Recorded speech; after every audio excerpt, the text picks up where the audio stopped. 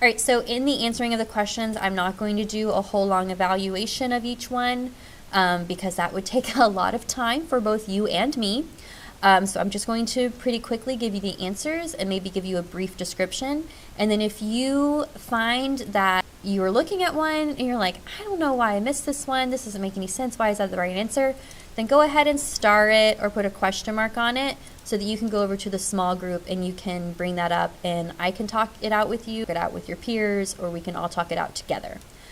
So this is number one. Number one, author wrote the selection most likely to. So this is an author's purpose question. The answer is B, describe Air Force One and its role in transporting U.S. presidents.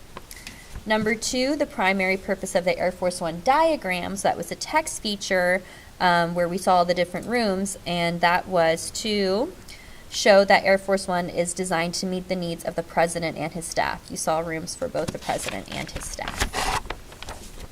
Number three, read the dictionary entry for the word dispose. So interestingly enough, I'm so glad that you guys are using your dictionary, but I noticed on this one some people were looking for the dictionary definition of disposal in the dictionary, but you don't have to because these are legit definitions. It's asking which one is best for how it was used in paragraph 3. So it said it was at the president's disposal. It was definition 1, the authority to make use of.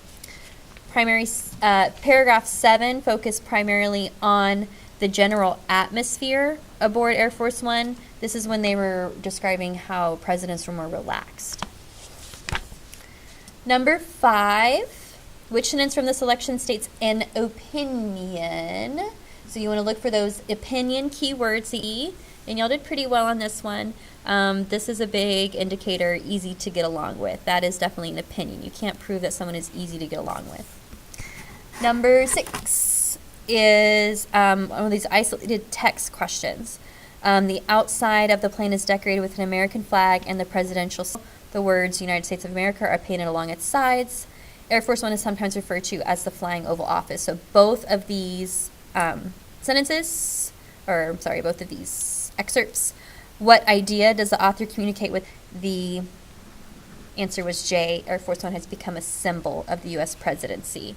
So you see that in both of them with American flag and the seal, and that it's an Oval Office. With that one, you'd have to have a lot of background knowledge of what the Oval Office is. With this whole selection, background knowledge will come in handy, as with all reading. Okay, number 7 is reinforced throughout the selection. The answer is C.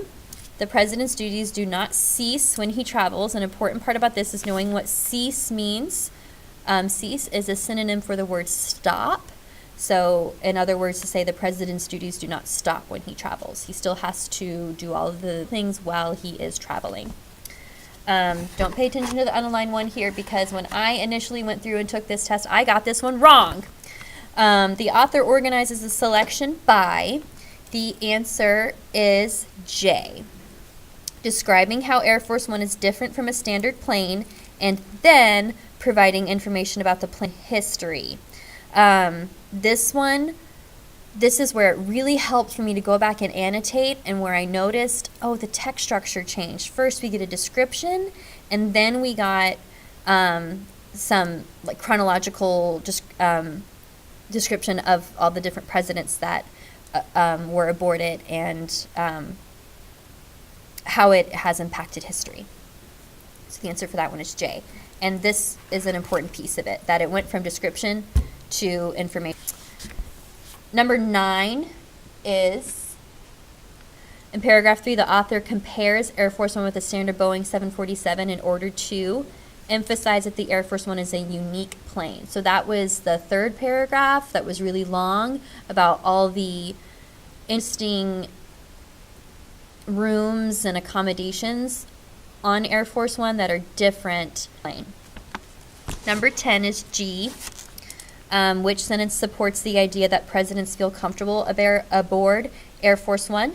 His view is that presidents seem more relaxed and act less formal aboard Air Force One than in the Oval Office. So 2 keywords that help you that match there.